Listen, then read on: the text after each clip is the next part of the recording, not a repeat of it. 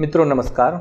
जैसा कि आप जान रहे हैं, हम निर्याण अध्याय पर चर्चा कर रहे हैं। इसके पूर्व के भाग में आपने ग्रह योगों के द्वारा अनेक कारणों को जाना, अर्थात किस कारण से जातक की मृत्यु होती है। पुनः हम इस उत्तर भाग में अन्य कारणों को भी जानने का प्रयास करेंगे। जैसा कि आप जानते हैं कि अष्टम भाव से मुख्य रूप से मृत्यु का निर्धारण किया जाता है। इस प्रकार से ग्रह आयुर्दाय का जब हम साधन करते हैं तो ग्रहों द्वारा जो प्रदत्त आयु होती है उस आयु के समाप्ति पर ही जातक का मरण कहना चाहिए, क्योंकि ग्रहों के द्वारा प्रदत्त जो आयु है उस आयु के अंत पे ही जातक की मृत्यु होगी। लेकिन किन कारणों से होगी, कैसे होगी, उन सभी के विषय में हम चर्चा कर रहे हैं। पूर्व भाग में हमने चर्चा भी किया, अब भी हम चर्चा कर रहे हैं और उसके विषय में आचार्य वराहमिहिर क्या कहते हैं, जैसा कि आप देखिए। वीर्यान्वित वक्र वीक्षिते क्षीणेन्दौ निधन स्थितेर्कजे गुह्योद्भव रोग पीडया मृत्यु स्यात् कृमि शस्त्र दाहज। इसमें कीड़े मकोड़ों के द्वारा किस प्रकार से मृत्यु होती है उसको समझाया गया है। क्षीण चंद्रमा यदि बलवान मंगल से दृष्ट हो तथा शनि अष्टम भाव में स्थित हो तो गुप्तांग रोग से उत्पन्न पीड़ा के कारण अथवा कीड़ों के माध्यम से या शस्त्र अथवा अग्नि के कारण जातक की मृत्यु होती है। चक्र के माध्यम से आप देखिए कि किस प्रकार से इन सभी के माध्यम से जातक की मृत्यु का आदेश करना चाहिए। अग्रिम श्लोक लेते हैं। आचार्य कहते हैं, अस्ते रवौ सरुधिरे निधनेर्क पुत्रे क्षीणे रसा तलगते हिमगौ खगान्तः लग्नात्मजाष्टमतपस्विन भौम मंद चंद्रस्तु शैल शिखिर शनिकुड्य पातैहि।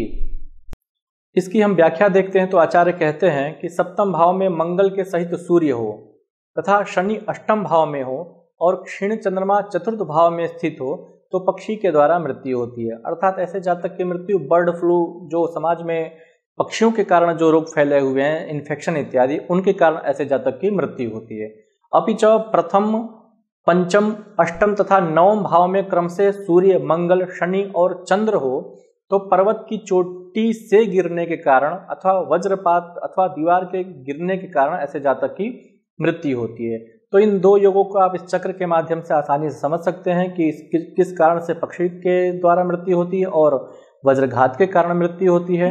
अग्रिम श्लोक में आचार्य वराहमिहिर ने दृष्काण से भी मृत्यु के ज्ञान का साधन बताया है।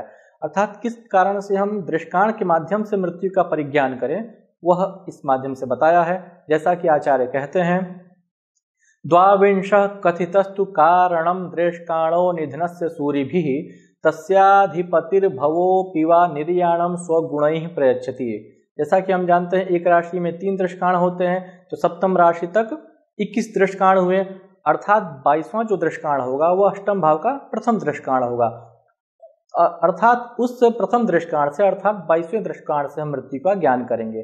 तो कहते हैं कि 22वें दृष्काण की जो धातु होती है उसके कारण से जातक का मृत्यु होता है, उसकी मृत्यु होती है। तो 22वें दृष्काण का जो स्वामी ग्रह होता है वह अपने अग्नि, जल इत्यादि जो उसके गुण होते हैं अथवा वात इत्यादि जो गुण होते हैं उन गुणों के कारण जातक की मृत्यु होती है। पुनः हम नवमांश के द्वारा भी मृत्यु के स्थान का निर्धारण करते हैं। इसके पूर्व में आपने पढ़ा कि अष्टम भाव में चर राशि हो तो विदेश में मरण होता है, स्थिर राशि में हो तो स्वगृह में मरण होता है और द्विस्वभाव राशि में हो तो मार्ग में मरण होता है।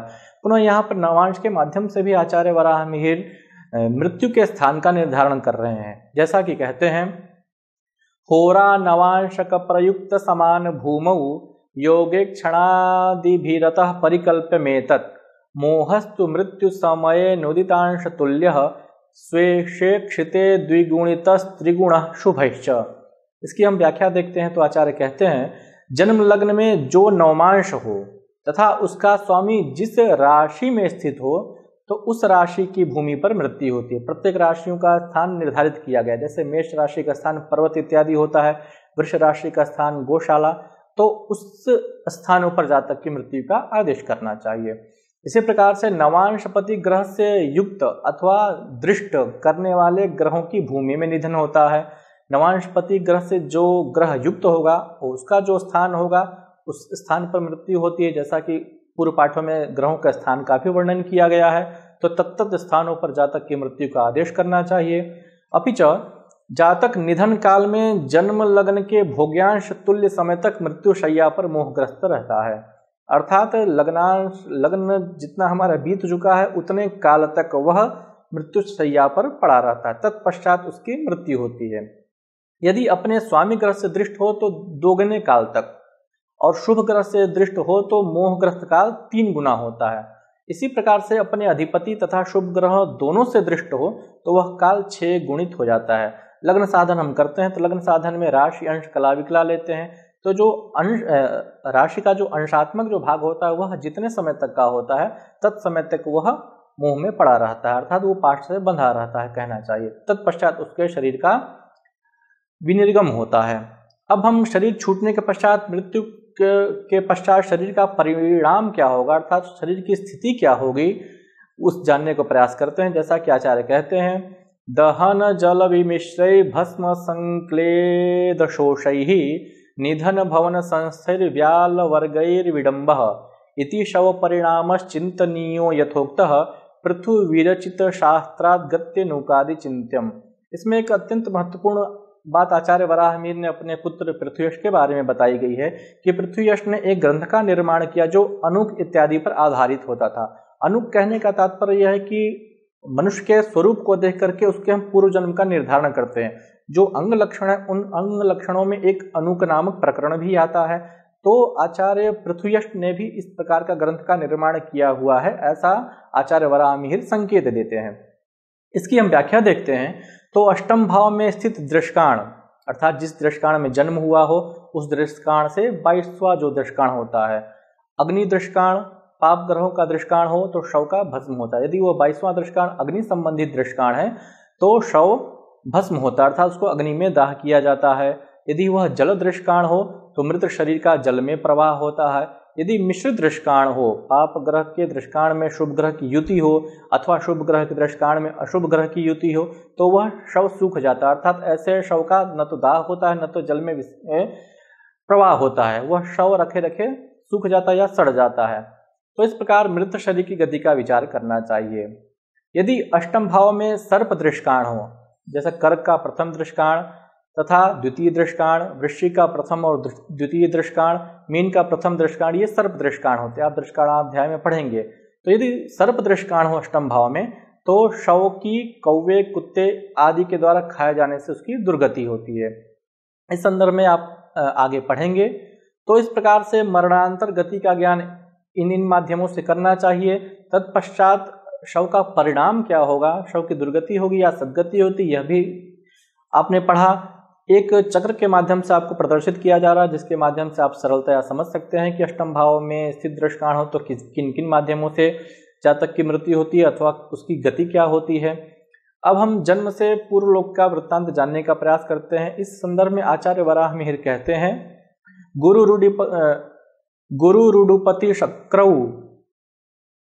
इसको काट के शुक्र है वो, गुरु रूडुपति शुक्रौ सूर्य भौमौ यमज्ञौ विबुध पित्र तिरश्चो नारकीयांश कुर्युः दिनकर शशि वीर्याधिष्ठिता त्रिंशनाथात् प्रवर समनिकृष्टास्तुंग ह्रासादनूके।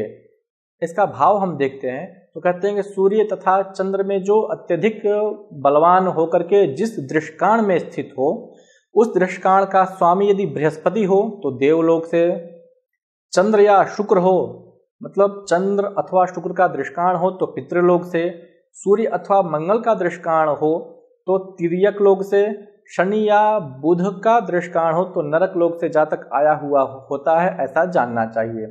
उस दृष्काणेश की उच्च, मध्य और नीच राशि की स्थिति के द्वारा तत्त लोकों में उसकी श्रेष्ठता, मध्यता और अधम अवस्था का ज्ञान किया जाता है। आप चक्र के माध्यम से देख सकते हैं कि किन किन लोकों से जातक पृथ्वी पर आया हुआ होता है, उसकी दृष्काण की स्थिति के माध्यम से।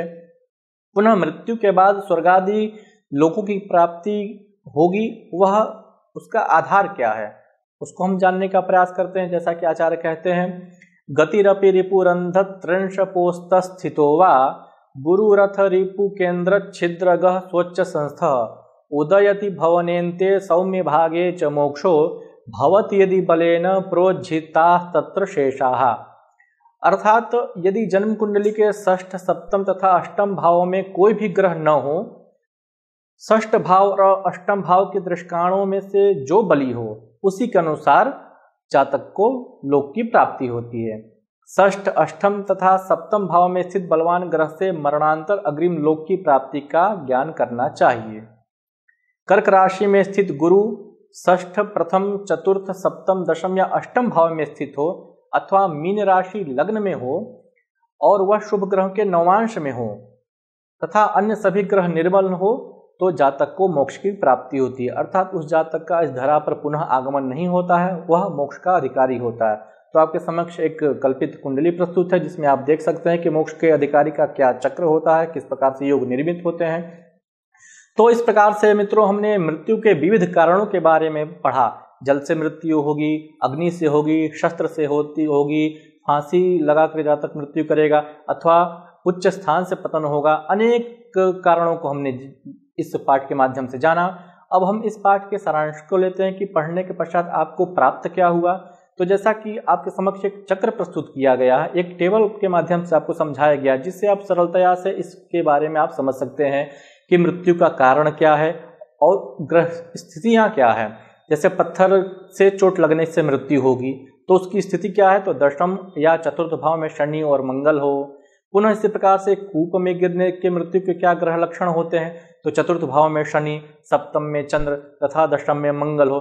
इसी प्रकार से अपने पारिवारिक जनों के कारण, जल में डूबने के कारण, जलोदर रोग से मृत्यु, शस्त्र तथा अग्नि से मृत्यु, रक्त विकार से मृत्यु या शोथ से मृत्यु, फांसी से, आग से, ऊंचाई के गिरने से, बंधन से मृत्यु, स्त्री के कारण अपने ही घर में निधन इत्यादि अनेक योग जो बताए गए हैं। पुनः शूल से छेदित होकर के मृत्यु, इसी श्रृंखला में काष्ठ की चोट से मृत्यु अर्थात लकड़ी के माध्यम से मृत्यु, लाठी के प्रहार से मृत्यु, धुएं से, आग से, काष्ठादि प्रहारों से, बंधन से, शस्त्र से, अग्नि से अथवा राजा के प्रकोप से अनेक कारणों को बताया गया है कि इन कारणों से जातक की मृत्यु होती है।